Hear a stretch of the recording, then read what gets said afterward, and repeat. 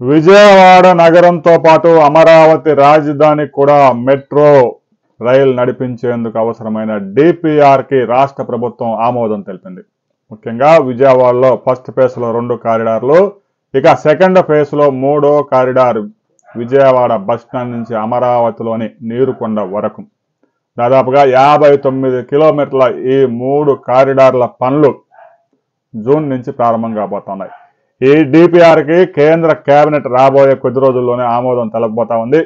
ఇంకా కేంద్ర కేబినెట్ ఎప్పుడైతే ఆమోదం తెలుపుతుందో వెంటనే టెండర్లు పిలుస్తారు. డిపిఆర్ సిద్ధంగా ఉంది. ఆల్రెడీ డిపిఆర్ సిద్ధంగా ఉంటే ఇక టెండర్లు పిలవటమే. నెక్స్ట్ కేంద్ర కేబినెట్లో దీన్ని ఆమోదింపజేసి టెండర్లు పెడతాం. అయితే మెట్రోకి అవసరమైన మొత్తం పెట్టుబడి మొత్తాన్ని కేంద్ర ప్రభుత్వం బ్యాంకులు పెట్టేందుకు ముందుకు రాబోతా ఉన్నాయి. రాష్ట్ర ప్రభుత్వం మీద ₹1 కూడా భారం పడకుండా విజయవాడ మెట్రోని పట్టాలెక్కించబోతా ఉన్నారు.